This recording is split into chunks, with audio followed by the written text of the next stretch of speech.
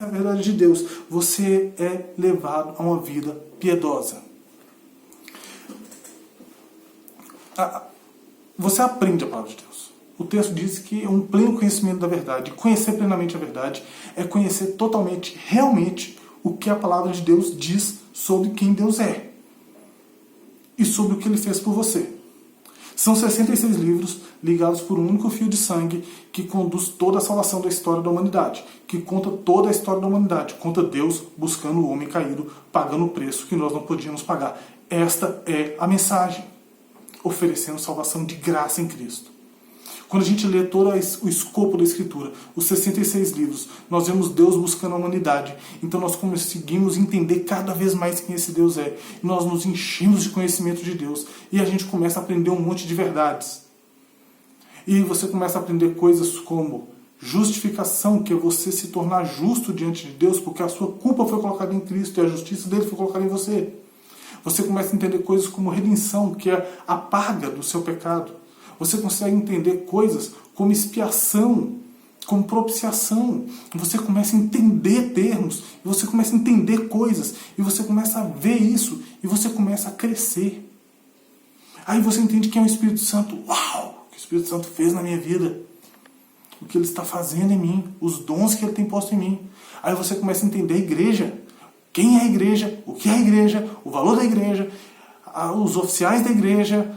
Quais são as ordenanças da igreja, por que nós batizamos dessa forma, por que nós ceamos dessa forma, você começa a crescer. Só que não pode acontecer o quê, irmãos? Vocês pegarem toda essa bagagem de conhecimento, tudo isso que vocês aprenderam, e se tornarem, com muitas aspas aqui, muitas aspas, teólogos. Eu tenho que entender que Deus é um Deus imutável. Mas essa imutabilidade de Deus não pode ser para mim apenas um conceito teológico, mas tem que ser uma rocha onde eu fundamento a minha fé, sabendo que aquilo que Ele prometeu ontem, Ele há de cumprir na eternidade. Eu tenho que me fundamentar no conhecer o amor de Deus, entender o amor de Deus, não apenas como um termo teológico, mas entender esse amor como um amor que é manifesto no ato de enviar o seu Filho para pagar o preço que eu não poderia pagar. Eu tenho que entender o valor do sangue, não apenas como algo que acontecia no Antigo Testamento e que teve que acontecer em Cristo, mas eu tenho que entender que Deus precisou morrer para que o preço fosse pago em meu favor. Então, isso tem que mudar a minha forma de viver. Entender que Jesus voltará não tem que ser apenas um conceito teológico, mas tem que ser algo que te faz viver uma vida piedosa, ou seja, viver uma vida que honra a Cristo, amando a Ele, amando ao próximo, tentando viver uma vida de santidade. Porque quando nós entendemos que Jesus voltará, nós nos preparamos para a qualquer momento Ele efetivamente voltar. Não é apenas um conceito, mas uma verdade de vida que transforma a minha forma de viver. Essa é a grande ideia. A nossa missão é conduzir os eleitos de Deus à fé, pleno conhecimento da verdade, ou seja, conhecer totalmente essa verdade, mas não apenas para que ela seja uma verdade teórica, mas uma verdade que nos leva a uma piedade. Tá bem? A piedade que nós iremos viver, iremos caminhar de forma piedosa, iremos caminhar de forma digna do chamado que nós temos, iremos caminhar de forma digna do Evangelho, com uma esperança real. Na esperança da vida eterna. Esperando uma vida eterna. Nós somos chamados a viver aqui valores eternos. Viva aqui como se você já estivesse no reino. Viva aqui uma vida eterna. Às vezes a gente vê pessoas que dizem que já se encontraram com Cristo e que elas almejam pela vida eterna, mas elas não querem viver Cristo aqui. É apenas Cristo lá. E essa não pode ser a nossa ideia. A nossa ideia tem que ser vivermos uma firme esperança. E é muito, muito legal isso, quando a gente pensa no termo esperança na Sagrada Escritura, principalmente no Novo Testamento, não é uma esperança frustrável. Nós estamos com os campeonatos de futebol parados. Eu amo futebol. Eu amo futebol. Eu torço para o Atlético Mineiro e talvez... Eu amo futebol, mas eu não entenda tanto. Mas eu amo futebol, eu amo mesmo, irmãos, futebol. E eu estou sentindo falta de ver jogos na televisão. E eu estou vendo coisas acontecendo no cenário futebolístico que tem me dado esperanças no meu time. Elas podem ser frustradas. Realmente elas podem ser frustradas. Então eu tenho uma esperança e aquela esperança é frustrada no final. Quando a gente olha para o texto que diz esperança da vida eterna, essa esperança ela é uma esperança que não se frustra. E essa esperança nós temos que ensinar às pessoas. É o nosso papel, é a nossa missão. A nossa missão é conduzir os eleitos de Deus, pregar o pleno conhecimento da verdade, de forma que as pessoas vivam de forma piedosa, que elas vivam na esperança da vida eterna, não uma esperança que está fundamentada em algo que muda, mas olha o que o texto diz. Esperança da vida eterna. Versículo 2. A qual Deus, que não pode mentir, prometeu antes dos tempos eternos. Um Deus que não pode mentir, prometeu antes dos tempos eternos. Irmãos, se você teve um encontro pessoal com Cristo, eu estou falando isso essa noite para que você se fortaleça aí na sua casa, já que você não está podendo congregar, você pode estar se sentindo fragilizado, você pode estar se sentindo vazio, você pode estar sentindo falta da comunhão. Eu quero te dizer uma coisa, você tem uma vida eterna garantida em Cristo. Se você encontrou com Cristo, se Cristo te achou caído no pecado, se Cristo te restaurou, se Cristo te resgatou, se Cristo te redimiu, você tem uma vida eterna garantida nele. E essa garantia não é pelo seu mérito, mas porque um Deus, Pai, que não mente, prometeu. O texto diz que é um Deus que não pode mentir. Ele prometeu antes dos tempos eternos. Nós temos que confiar no caráter de Deus. Tiago, capítulo de número 1, versículo de número 17, diz assim: toda boa obra e todo bom perfeito são lá do alto, descendo do Pai das luzes, em quem não pode existir variação ou sombra de mudança. Quando você tem um pleno conhecimento da verdade, um pleno conhecimento piedoso da verdade, você estabelece uma esperança, uma confiança nessa esperança, uma confiança nessas promessas de um Deus que não pode mentir. Ele falou, ele fará, e um Deus que te garante, porque ele não muda. Entendeu como que você entender a palavra de Deus de uma forma devocional e piedosa muda a forma como você vive? As coisas podem estar ruins, mas você tem certeza que no final vai dar tudo certo, porque Deus prometeu. Você vai entrar no céu, você vai estar com ele. Billy Graham disse algo fantástico uma vez. Ele disse o seguinte: pode estar tudo ruim, é mais ou menos isso que Billy Graham disse. Pode estar tudo ruim, mas eu fico tranquilo. Eu li a última página da Bíblia. Tudo acaba bem. Irmãos, vai acabar tudo bem. Pregue isso. Essa é a nossa missão. Primeira grande verdade: saiba quem você é. Sua identidade, a sua posição de servo de Deus, a sua posição de enviado de Cristo. Segunda verdade: promova, conduza, fortaleça a fé dos santos para que eles vivam de forma piedosa, para que eles vivam fundamentados em toda a verdade, para que eles vivam fundamentados efetivamente no caráter de Deus, e viva você também fundamentado no caráter de Deus. Viva dessa forma. Creia nesse Deus, que é um Deus que não muda. Ele prometeu, ele vai fazer. Ele tem grandes coisas guardadas para mim e para você. Talvez não nessa terra, mas um dia, irmãos, um dia nós estaremos na Jerusalém Celestial. E ali sim poderemos adorar na beleza da santidade dele. Viva essa verdade. Ache essa verdade na Escritura. Conheça plenamente a verdade. E viva isso de forma piedosa, ou seja, deixa a Escritura transformar sua forma de viver. Versículo 3. E no tempo próprio manifestou sua palavra, mediante a pregação que nos foi confiada, segundo a ordem de Deus, o nosso Salvador. Deus prometeu a vida eterna e ele manifesta essa vida eterna. Qual que é a vida eterna? A vida eterna é Cristo. João capítulo 14, versículo 6. Estamos cansados de ler esse texto. A maioria dos crentes sabe esse texto de cor. Porque eu sou o caminho, a verdade e a vida, disse o Senhor Jesus, e ninguém vem ao Pai, a não ser por mim. João, capítulo 14, versículo de número 6. Jesus assevera que ele é a vida. Essa vida eterna é o próprio Cristo. Se estamos nele, nós temos vida. Se estamos enxertados nele, nós temos vida. Se estamos ligados nele, nós temos vida. Aquele que nele crê tem a vida eterna, mas o que permanece rebelde sobre ele permanece a ira de Deus. Estamos em Cristo e ele é essa vida eterna.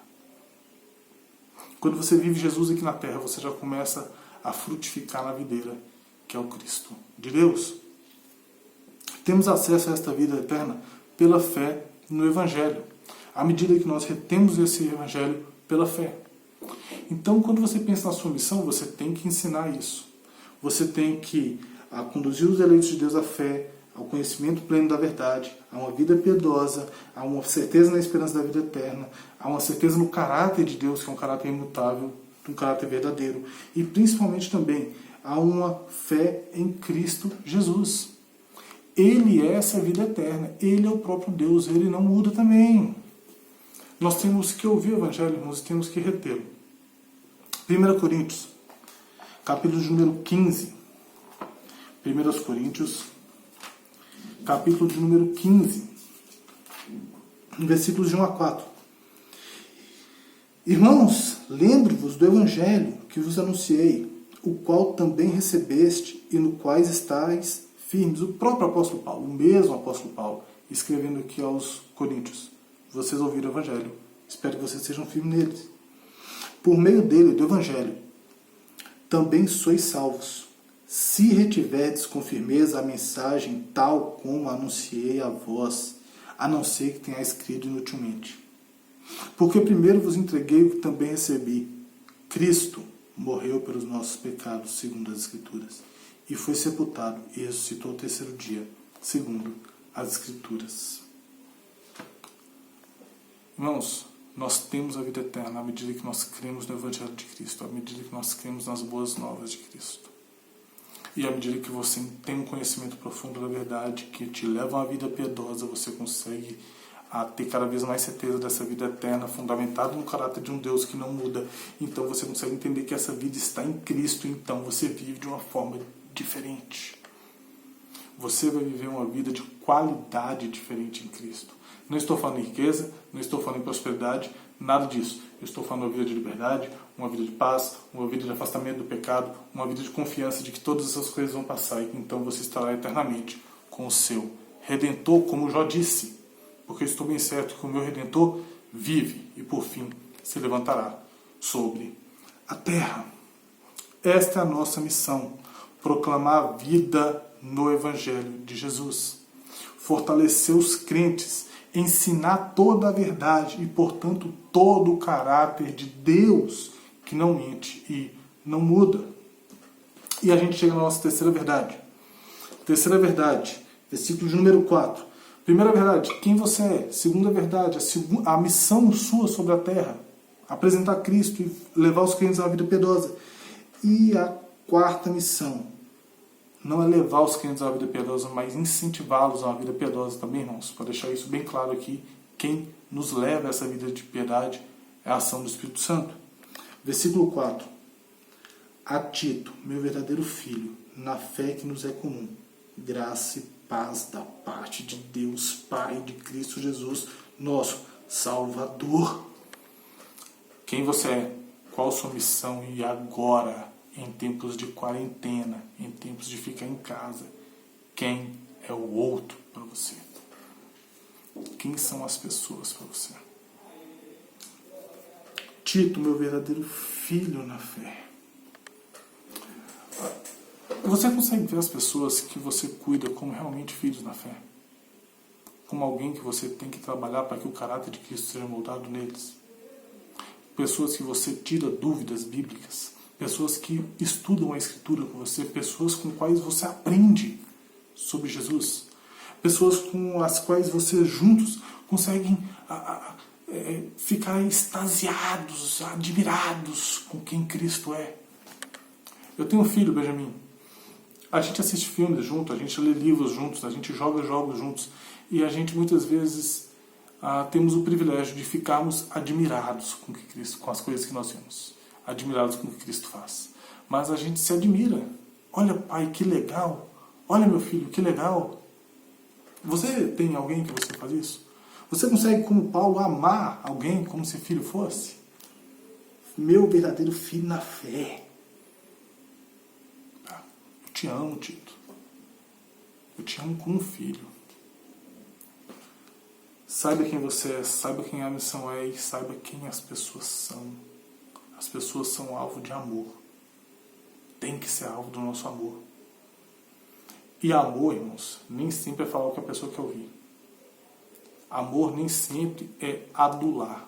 Amor nem sempre é passar o pano. Amor muitas vezes é confrontar. Cara, você está errado. Cara, eu te amo, eu não quero que você vá por esse caminho, que você vai se dar mal por aí. Isso é amar verdadeiramente. Será que você tem amado as pessoas como um verdadeiro filho na fé? Paulo amava Tito e ele fala, olha, cuidado com os cretenses, que eles são o quê? Mentirosos, animais ferozes, glutões preguiçosos. Cuidado com essa igreja. Tito, eu te amo, não quero que você estabeleça uma liderança do jeito que você quiser. Estabeleça uma liderança como eu estou te falando, é o melhor. Tito, eu te amo, eu quero que os seus homens da igreja sejam assim, que as suas mulheres da igreja sejam assim, que os escravos sejam assim, que os velhos sejam assim, que as velhas sejam assim. Tito, eu te amo. Tito, eu te amo. Eu vou te mostrar como é a melhor forma, Tito. Porque eu quero que você se dê bem. Não vou te deixar estabelecer uma liderança de qualquer forma para depois você sofrer. Eu te amo, eu vou te corrigir. Você ama as pessoas? A Tito, meu verdadeiro filho. Na fé, primeira coisa. A segunda coisa que nós temos que entender nas pessoas, a graça, a fé que nos é comum. Irmãos, uau! A fé que nos é comum. Nós temos visto um sectarismo absurdo em nosso país. Ou a pessoa é de direita ou a pessoa é de esquerda. E a partir do momento que a pessoa que se diz de direita discorda de qualquer coisa que o presidente da República fala, as pessoas automaticamente o colocam como alguém de esquerda. A gente tem visto um sectarismo absurdo. Quando você caminha pelo espectro religioso, nós vemos aí batistas, presbiterianos, que veem os irmãos pentecostais como infantis, como sentimentalistas, e etc, etc, etc, e vai. Assim como nós vemos lá pentecostais que olham para os batistas presbiterianos e dizem bando de gelados, frios, sem fé, e blá, blá, blá, blá, blá, blá, blá. E há um sectarismo absurdo. E nós dividimos as pessoas por isso. Existem pontos da fé que são comuns, irmãos. A salvação pela fé somente em Cristo é um ponto comum entre presbiterianos, batistas e assembleianos. O entendimento da Trindade é um ponto comum entre batistas, presbiterianos, luteranos e assembleianos. O entendimento da pessoalidade, da humanidade de Cristo é um entendimento comum entre batistas, presbiterianos, luteranos, metodistas. E por que nós dividimos? E a gente acaba se dividindo por coisas tão pequenas. Obviamente, irmãos, nós não vamos compactuar com o erro. Mas existem divergências teológicas que não são heresias. Não são heresias, são apenas divergências teológicas, visões diferentes, interpretações de textos diferentes. Obviamente o texto bíblico tem um único significado, eu não posso interpretá-lo ao meu bel prazer. Devemos buscar sempre a verdade do texto. Mas existe uma fé comum, essa fé em Cristo como Salvador. Em Cristo como plenamente Deus homem. Na Trindade perfeita, na salvação somente nele. No plano eterno de Deus. Na condenação eterna daqueles que permanecem rebeldes. Essas verdades são eternas. É uma fé comum, irmãos, que nós temos com as pessoas. E nós temos vivido essas divisões políticas, esportivas, ideológicas, tantas divisões, nós temos trazido isso para a igreja e temos vivido amargurados contra os nossos irmãos na fé. Quem as pessoas são para você? Tito, meu verdadeiro filho na fé, que nos é comum. A fé que nos é comum, a fé que eu tenho, a fé que você tem. Aquilo que é comum, Tito. Com certeza, irmãos, Tito pensava de Paulo de algumas coisas diferentes. Obviamente, aquilo que Paulo escrevia para Tito, Tito acatava, mas existiam coisas que não eram... não existia sempre consenso. Paulo teve os seus desconsensos, os seus desentendimentos com outros homens de Deus também, assim como Pedro, Barnabé. Existem divergências. Mas existe um cerne, um coração, e a gente tem que focar nisso. As pessoas são alvo do amor, as pessoas elas são alvos de união pela fé comum, e as pessoas são alvos da graça. A Tito, meu verdadeiro filho, na fé que nos é comum. Graça e paz da parte de Deus Pai e de Cristo Jesus, o nosso Salvador. Ame as pessoas. Reconheça os pontos comuns da fé com os outros irmãos fiéis em Cristo, tá bem? Fiéis em Cristo. E por fim, deseje que as pessoas tenham a graça e a paz. As pessoas são alvos da graça. A graça de Deus é algo derramado em favor da humanidade. Também Deus é um Deus gracioso. Também Ele nos dá aquilo que nós não merecíamos. Nós merecíamos condenação eterna. Como vários teólogos dizem, na nossa salvação, o único item que nós entramos foi com o nosso pecado. Mas Deus, Ele é gracioso. E Ele nos oferece não somente graça, mas Ele nos oferece paz. Paz que, assim como a vida eterna, só há em Cristo. Romanos capítulo 5, versículo de número 1, diz assim: justificados, pois, mediante a fé, temos paz com Deus, por meio do nosso Senhor e Salvador, Jesus Cristo. Deseje, ame as pessoas. Com relação aos crentes fiéis, entenda a fé, os pontos comuns da fé, e deseje que realmente as pessoas encontrem a graça, realmente as pessoas encontrem a paz que somente Cristo pode dar. Desejem que as pessoas encontrem Cristo. Nele há a verdadeira paz. E não tem coronavírus, e não tem H1N1, e não tem terremoto, e não tem maremoto, e não tem nada que arranque essa paz. Seremos atribulados, iremos sofrer, mas a nossa breve e momentânea tribulação nem se compara ao eterno peso de glória que nos está reservado. Vai passar. Tenha paz em Cristo. Saiba quem você é. Saiba qual a sua missão. Saiba o que e quem as pessoas são para você. Estamos em tempos duros, irmãos. Tempo de conhecer quem somos, de permanecer sozinhos, sendo que é um excelente tempo para fazermos uma auto-reflexão. Eu estou sozinho. Quem é que eu sou em Cristo quando eu não estou na igreja? Quem é que eu sou em Cristo quando nada mais é igual era? Como é que eu posso cumprir a missão de Jesus? De fortalecer os crentes, fazer Cristo conhecido, proclamar a vida eterna, conduzir ao conhecimento da verdade, à piedade, quando eu não posso estar com as pessoas que eu amo. Entenda a missão.